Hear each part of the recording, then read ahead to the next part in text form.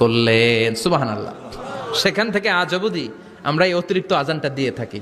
এটা নবীর সুন্নাত না, এটা সাহাবীর সুন্নাত। বিশ্বনবীর সুন্নাহ মেনে নেওয়া যেমনি আবশ্যক, চার খলিফার থেকে পাওয়া সুন্নাতগুলো মেনে নেওয়া আবশ্যক। বিশ্বনবী বললেন, আলাইকুম বিসুন্নতি ওয়া সুন্নাতিল খুলাফায়ে রাশিদিন আল মাহদিয়িন। আমার সুন্নাত ধরবা, হেদায়েত প্রাপ্ত চার খলিফার সুন্নাত ধরবা। কেমনে ধরবা? ইক্ষু চিনেন? ইক্ষু না গ্যান্ডারি নাকি আখ না কুশাই? হ্যাঁ, আখ। কাঁচা আখ খায় কি করে? এ সামনের দাঁত দিয়ে ভাঙে না? সামনের দাঁত দিয়ে বলে ভাঙে, চাপার দাঁত দিয়ে, এই জায়গার দাঁত দিয়ে শক্ত করে ধরতে হয়। বিশ্বনবী বললেন, আব্দু আলাইহা বিন নওয়াজিজ। আমার সুন্নত আর সাহাবীদের সুন্নতকে চাপার দাঁত দিয়ে আঁকড়ে ধরো, যাতে ছুটে না যায়। চিল্লায় পড়েন আল্লাহু আকবার। এটা সাইয়েদনা উসমানের সুন্নাত। বিশ্বনবী বললেন, ইযা নুদিয়া লিস-সালাহ মিন ইয়াউমিল জুমআতি ফাসআউ ইলা যিকরিল্লাহ। জুমার দিনের আযান যখন দেয়া হয়, ফাসআউ ইলা যিকরিল্লাহ, আল্লাহর স্মরণের দিকে ধাবিত হও। দেরি করো না। দেরি করা যাবে না। আযান হইলে কোনো কাজ রাখবেন? কোনো ব্যস্ততা থাকবে? কাজ একটাই, জুমার নামাজ। চিল্লায় বলেন, কাজ একটাই, সেটা কি? জুমার নামাজ। আল্লাহ বললেন ফাসআউ। ফাসআউ এর শাব্দিক অর্থ হচ্ছে দৌড়াও। আসলে কি? তো এই দৌড়াও দিয়ে আসলে দৌড়াও বোঝানো হয়নি, এটা দ্বারা বোঝানো হয়েছে আল মুবাদারা ওয়াল ইহতিমাম, ইম্পর্টেন্স দেয়া, এমফাসাইজ করা, গুরুত্ব। গুরুত্বের সাথে আগে আগে প্রস্তুতি নাও। ফাসআউ দ্বারা দৌড়ানো বোঝানো হয়নি। প্রমাণ কি? কারণ বিশ্বনবী দৌড়ে দৌড়ে নামাজে যেতে নিষেধ করেছেন। বিশ্বনবী বলেছেন, ইযা উকিমাতিস সালাহ, মনোযোগ দিয়ে শুনেন, ইযা উকিমাতিস সালাতু ফালা তাতুহা তাসআউন ওয়া আতুহা তামশুন আলাইকুম বিসাকিনাহ ফামা আদরাকতুম ফাসাল্লু ওয়া মা ফাতাকুম ফাতিম্মু। যখন নামাজ শুরু হয়ে যায় দৌড়ে দৌড়ে যাবে না, তামশুন হেঁটে হেঁটে যাও, আলাইকুম বিসাকিনা ধীরে ধীরে যাও, ফামা আদরাকতুম ফাসাল্লু ইমাম সাহেবের সাথে যে যত রাকাত পাবা পড়বা, ওয়া মা ফাতাকুম ফাতিম্মু যেটা ছুটে যায় নিজে নিজে পড়ো, কবুল করে নেবে কে? আল্লাহ। কিন্তু দৌড়ে যায় নামাজ ধরা যাবে না। খবরদার, ধীরস্থির ভাবে যাবেন। হাঁটার মধ্যে একটা গুরুত্ব দিয়ে তাড়াতাড়ি ধরতে চাবেন, কিন্তু দৌড়ে যাওয়া যাবে নিষেধ করেছেন। অনেক মুসল্লিরা এটা করে। ধরেন মাগরিবের নামাজ, অজুখানাতে মুসল্লিরা অজু করতেছে, ইমাম সাহেব নামাজ শুরু করেছেন, আল কারিআতু মাল কারিআ ওমা আদরাকা মাল কারিআ। মুখস্থ আছে না সবার? মুসল্লি মনে করতেছে অজু হয়েছে আমার অর্ধেক, এখন যদি তাড়াতাড়ি অজু না করে দৌড় না দেই রাকাত পাওয়া যাবে। রাকাত পাওয়ার জন্য দিছে দৌড়। মসজিদে হচ্ছে টাইলসের মসজিদ, পিছলায় পয়রা মুসল্লি একদিকে, লুঙ্গি আরেকদিকে। আছে না নাই? আমার কাছে খবর আছে এরকম পা ভাঙছে অনেকের। রাকাত ধরার জন্য মুসল্লি তাড়াহুড়ো করে দিছে দৌড়, মুসল্লি একদিকে লুঙ্গি, ঠ্যাং ভাঙ্গা শেষ, এখন ল্যাংড়া। বিশ্বনবীর কথা মানে নাই, ওটারে ল্যাংড়া বানাইছে কে? আল্লাহ। এই জন্য বিশ্বনবী বললেন, খবরদার দৌড়ে যাবে না, একামত হয়ে গেলে ধীরস্থির ভাবে যাও। কেননা দৌড়ে দৌড়ে আপনি কার দরবারে যাবেন? উনি তো সব রাজার বড় রাজা, মহারাজা। মহারাজার দরবারে তাড়াহুড়ো করা যায় নাকি? না। ফিট হয়ে কাপড় চোপড় পরে আতর টাতর মেখে ধীরস্থির ভাবে যাবেন। দৌড়ে গেলে আপনার হার্টবিট বেড়ে যাবে, আপনার ব্রেথ ইন ব্রেথ আউট, শ্বাস প্রশ্বাস বেড়ে যাবে। তো হাঁপানির চোটে তো আপনি হাঁপাতে থাকবেন। আপনি তাহিয়া পড়বেন কখন, তাসবিহ পড়বেন কখন, আল্লাহর প্রশংসা করবেন কখন? চিল্লা এখন ঠিক কিনা? এজন্য আল্লাহ বললেন ফাসআউ ইলা যিকরিল্লাহ। জুমার নামাজের আযান যখন হয়ে যায় তোমরা আল্লাহর জিকিরের দিকে ধাবিত হও। যিকরিল্লাহ, আল্লাহর স্মরণ। জিকির মানে কি? আল্লাহর স্মরণ। কিন্তু এই জিকির দ্বারা এই আয়াতে উদ্দেশ্য হচ্ছে আল খুতবাতাইন, জুমার দুই খুতবা। জুমার জিকিরের অনেক অর্থ আছে। জিকির মানে সালাত, জিকির মানে কোরআন, জিকির মানে ওয়াজ, জিকির মানে সম্মান। আবার জিকির মানে জুমার দুই খুতবা। আবার জিকির মানে সুবহানাল্লাহ, আলহামদুলিল্লাহ, লা ইলাহা ইল্লাল্লাহ, সুবহানাল্লাহ, আলহামদুলিল্লাহ, লা ইলাহা ইল্লাল্লাহ, লা ইলাহা ইল্লাল্লাহু মুহাম্মাদুর রাসূলুল্লাহ সাল্লাল্লাহু। এটাও জিকির। সুবহানাল্লাহ, আলহামদুলিল্লাহ, আল্লাহু আকবার। এই তিন জিকিরের চেয়ে শ্রেষ্ঠ কোনো জিকির আছে? কথা কন। বিশ্বনবী প্রত্যেক ফরজ নামাজের পরে সুবহানাল্লাহ 33 বার, আলহামদুলিল্লাহ 33 বার, আল্লাহু আকবার 34 বার পড়তেন। রাজি আছেন? সবাই পড়তে রাজি আছেন? ইনশাআল্লাহ। লাফালাফি করবেন না তো? ঘাড় বাঁকা করবেন না তো? হুই হুই করে চিল্লাফাল্লা করা যাবে? জিকিরের মধ্যে সৌন্দর্য আছে না নাই? আল্লাহ নিজেও সুন্দর, আল্লাহর কাছে যেটা আমরা পেশ করব সবটাই সুন্দরভাবে পেশ করতে হয়। চিল্লা এখন ঠিক কিনা? তার মানে জিকিরের অনেক অর্থ। জিকিরের এক অর্থ হলো কোরআন। জিকিরের এক অর্থ কি? কোরআন। আপনি যখন কোরআন পড়েন তখন জিকির করেন কার? আল্লাহ। কথা বলেন। আবার আপনি যখন নামাজ পড়েন জিকির করেন কার? আবার আপনি যখন লা ইলাহা ইল্লাল্লাহ এটা পড়েন জিকির করেন কার? ঝিনুকের ভেতর লুকিয়ে থাকে যেমন মতি, ঝিনুকের ভেতর লুকিয়ে থাকে যেমন মতি, কালমা শাহাদাতে আছে আল্লাহর জ্যোতি, কালমা শাহাদাতে আছে আল্লাহর জ্যোতি। পড়েন সুবহানাল্লাহ। সুবহানাল্লাহ। এই লা ইলাহা ইল্লাল্লাহ সবচেয়ে শ্রেষ্ঠ জিকির। সাইয়েদনা মুসা আলাইহিস সালাম আল্লাহরে বললেন, আল্লাহ আল্লিমনি যিকরান, আপনি আমার এমন একটা জিকির শিখাইয়া দেন, লা ইয়ালামুহা ইল্লা আনতা ওয়া আনা, যে জিকিরটার শব্দ আপনি আর আমি ছাড়া কেউ জানবে না। সুবহানাল্লাহ। দুনিয়াতে যত অদ্ভুত অদ্ভুত প্রশ্ন সব আপনি মুসা আলাইহিস সালামের মাথা থেকে পাবেন। আল্লাহু আকবার। ভেরি কিউরিয়াসিটি ছিল ওনার, বিভিন্ন বিষয়ে আল্লাহরে প্রশ্ন করতেন। আল্লাহরে বললেন, আল্লাহ আল্লিমনি কালিমাতান, আল্লিমনি যিকরান লা ইয়ালামুহা ইল্লা আনতা ওয়া আনা, ও আল্লাহ এমন একটা জিকির আমারে শিখান, দিনে রাতে সব সময় এই জিকির আমি করব, আপনারে ডাকবো, কিন্তু শর্ত হলো এই জিকিরটা জানবে শুধু আপনি আর জানবো শুধু আমি, কেউ জানবে না। আল্লাহ বললেন, মুসা পড়ো লা ইলাহা ইল্লাল্লাহ। লা ইলাহা ইল্লাল্লাহ। লা ইলাহা ইল্লাল্লাহু মুহাম্মাদুর রাসূলুল্লাহ সাল্লাল্লাহু। আল্লাহ বললেন, মুসা পড়ো লা ইলাহা ইল্লাল্লাহ। মুসা আলাইহিস সালাম কয়, মাবুদ এটা তো জাতীয় জিকির, সবাই জানে। জানে না? জানে না লা ইলাহা ইল্লাল্লাহ এমন কেউ আছে? কথা কন, জানেন না আপনারা? কথা বলেন, জানেন না? মুসা আলাইহিস সালাম বললেন, আল্লাহ এটা জাতীয় জিকির কইলেন কেন? আমি তো চাইছি এক্সট্রা অর্ডিনারি, অসাধারণ একটা জিকির, সুপার ক্যালিফ্রাজিলিস্টিক এক্সপিয়ালিডোসাস, এক্সেলেন্ট একটা জিকির, আনপ্যারালাল, কারো কাছে নাই, শুধু আমি জানবো আর আমি পড়বো।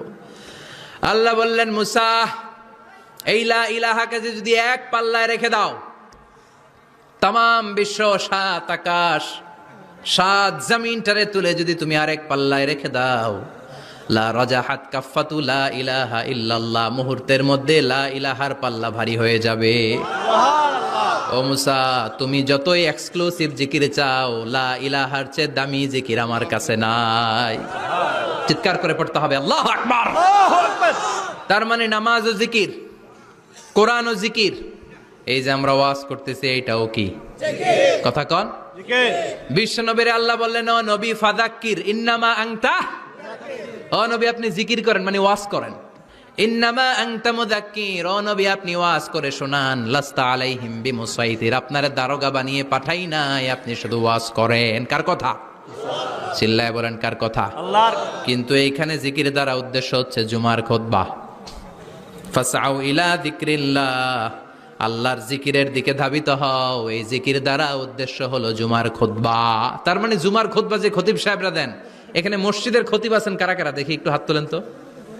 1 2 3 4 5 6 7, গুণে শেষ করা যাবে না, অনেক খতিব। আল্লাহ এই খতিবদেরকে তুমি কবুল করো। আর জোরে পড়েন আমিন। এই যে যিকরুল্লাহ, ফাসআউ ইলা যিকরিল্লাহ দ্বারা আল্লাহ তাআলা জুমার খুতবাকে বুঝিয়েছেন। কি বুঝিয়েছেন? মনোযোগ আপনাদের আছে না গেছে? শেষ করে দেই, অনেক রাত হয়েছে তো। ছোট্ট একটা দোয়া পড়ি, শেষ করব। আরো কয়েক মিনিট মনোযোগ থাকবে। তাকবীর দেন, লিল্লাহে তাকবীর। আরো জোরে দেন, লিল্লাহে তাকবীর। ফাসআউ ইলা যিকরিল্লাহ, আল্লাহর জিকিরের দিকে, আল্লাহর স্মরণের দিকে ধাবিত হও।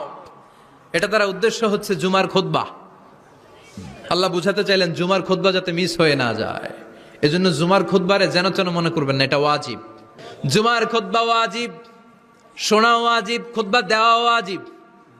এই জন্য রব্বুল আলামিন জোহরের নামাজকে ফরজ করে দিয়েছেন 4 রাকাত। যেহেতু জোহরের নামাজের আগে পরে কোনো খুতবা নাই, জুমার দিন খুতবা আছে, তাই জুমার দিন 4 রাকাত থেকে কমিয়ে তিনি 2 রাকাত করে দিয়েছেন। কি ব্যালেন্সড ইসলাম, কি ভারসাম্যপূর্ণ আমাদের জীবন বিধান।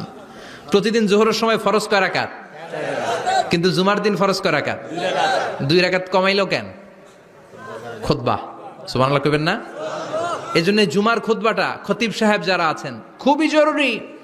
এটাকে খুব কনস্ট্রাকটিভ মুডে সমাজে তুলে ধরতে হবে, মানুষকে এডুকেট করতে হবে, ইনস্ট্রাক্ট করতে হবে। আপনাদের অনেক দায়িত্ব, you have huge responsibilities in your shoulder.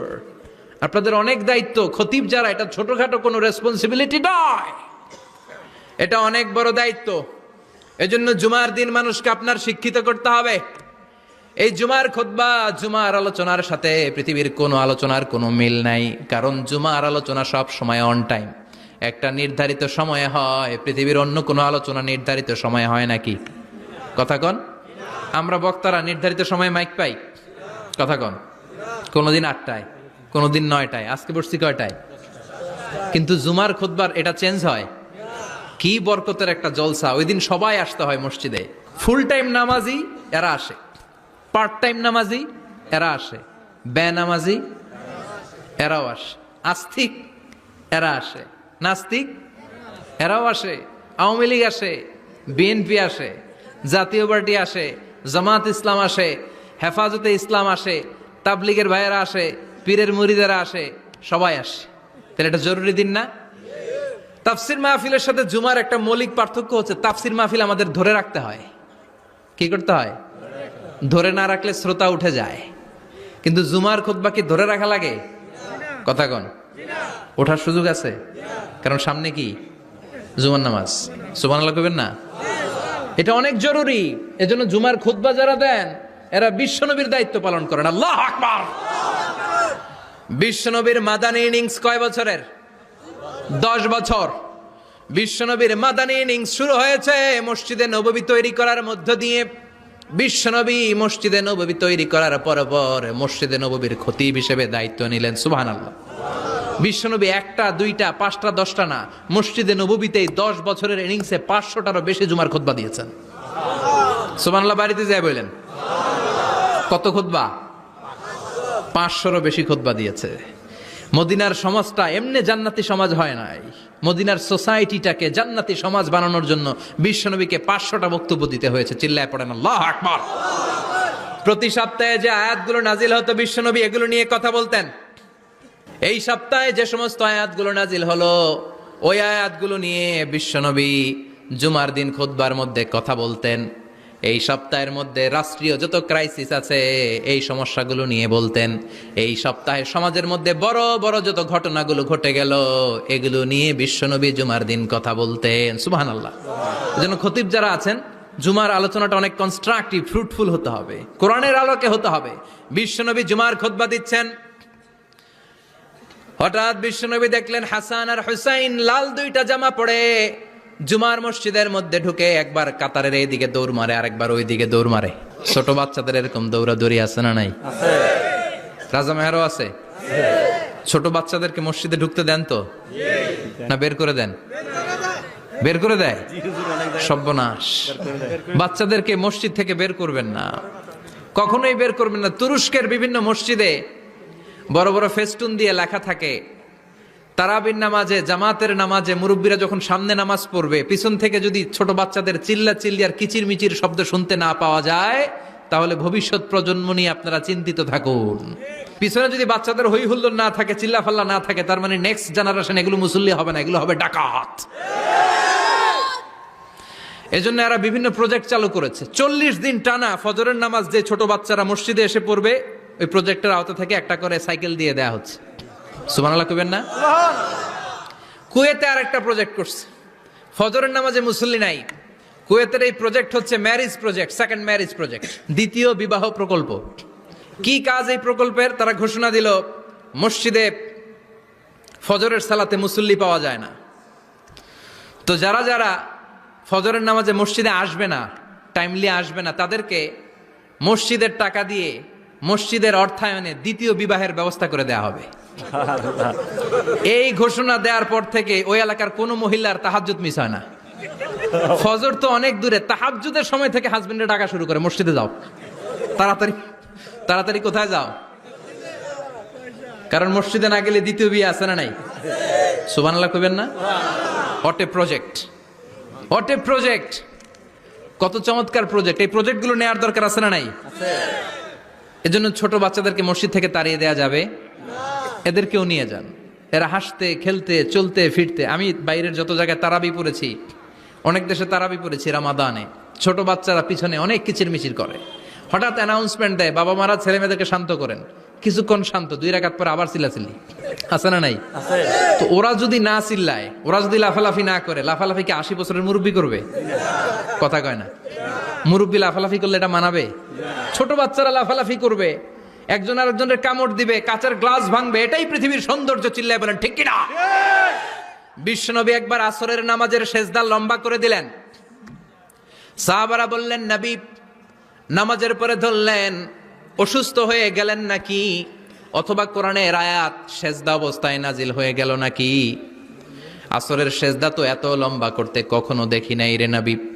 বিশ্বনবী বললেন না, অসুস্থ হই নাই, কোরআনের আয়াত নাজিল হয় নাই, আমি যখন সেজদায় লুটিয়ে পড়েছি, আমার কলিজার টুকরা নাতি হাসান আমার কাঁধের উপরে চেপে বসেছে, আমি যদি সেজদা থেকে মাথা উঠাই হাসানের কষ্ট হয়ে যাবে, তাই আসরের একটা সেজদা আমি ইচ্ছা করেই লম্বা করে দিয়েছি।